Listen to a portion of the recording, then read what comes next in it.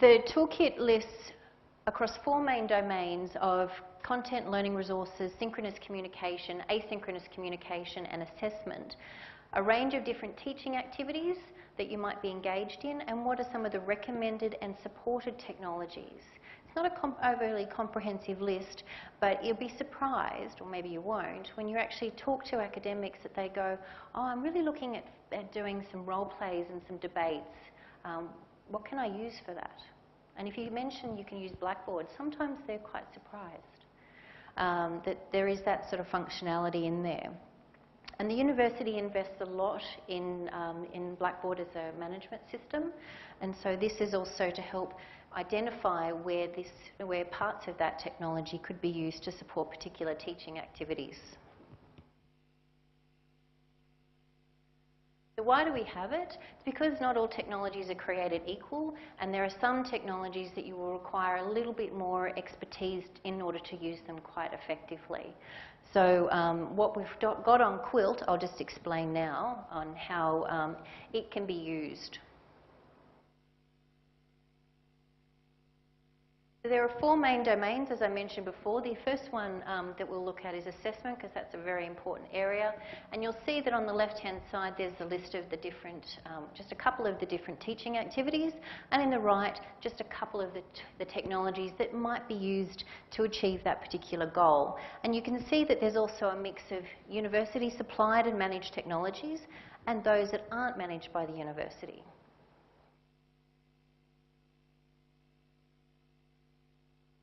If we look at content and learning resources, same sort of thing. We have a mix of softwares, apps, technologies, even services.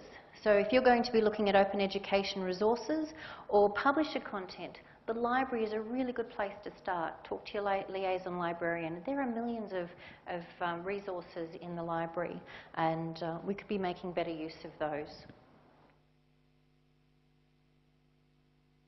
For asynchronous communication, there's quite a lot you can do in Views as well, but there's also social media.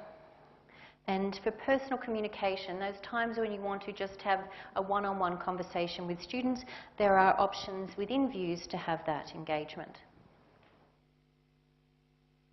And finally, we have synchronous communication.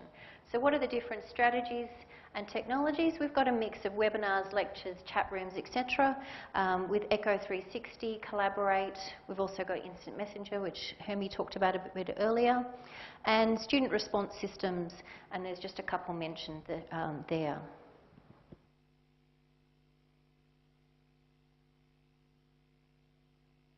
So each of the teaching activities have a range of recommended technology options, and these are across different user levels. So if you're somebody who's quite new into this, you might look at Snagit, for example, but if you're a bit more experienced, you might look at Camtasia. So for each of those teaching activities and their recommended technology options, we actually have a range of suggested strategies for learning and teaching, includes some tips, some suggestions, some models, further information, even links to professional development. So if you wanted to learn more about rubrics, for example, then you can come along to a webinar or a workshop on that.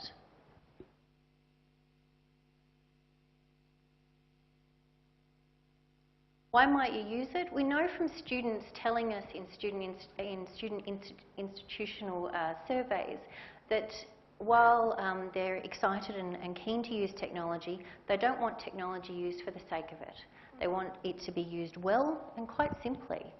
And so the Blended Learning Technology Toolkit is meant to really guide that so that students have a consistent experience. If they've got different technologies that they have to do that do similar functions, that's just going to be frustrating for them, and it's harder for you in terms of maintaining those different technologies. But it's also meant to, the Blended Learning Technology Toolkit is also meant to give you the freedom to be creative and experiment with different things. So Bronwyn gave some really nice examples a bit earlier about using a little bit of this and a little bit of that. And you nest it all together into quite a nice blended learning experience for students. And it also allows them to personalise it, which is really important. You know, there's not one solution that fits everybody. So we might do things that are on our iPads, we might use pen and paper, for example. There needs to be that flexibility for the individuals.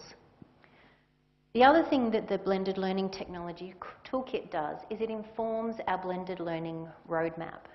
And this is what we're trying to identify as being what is coming to the university in the next 1, 2 and 3 years' time.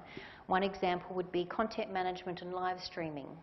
Okay, so it's important that as you're designing your units and your programs, that you also have an idea about what's coming in the future in a supported way at the university. So there's the link for it. I do encourage you to go and have a look at it. Feedback is welcome. You can contact me directly or you can email us at designing4learning@uws.edu.au. We didn't just make this up. I think that's important to know, that we have blended learning unit plans. So as units are being designed and blended, they indicate how they're wanting to use technology for different teaching activities. So the blended learning technology toolkit is an aggregation of all of that data. So we know, for example, that people are using sort of Collaborate for synchronous activities, and they're even using it for polling, for example. So it's easy to use. It does include guides, resources and further information. It addresses those things that are for the technology, the very important pedagogy, and if you're a geek like me, the geekology. Okay, so if you want to try new things that you may not be aware of, then it canvasses all of those as well. So I just wanted to give you that quick update on the Blended Learning Technology Toolkit. Do recommend you go and have a look at it, and feedback is most welcome. So thank you.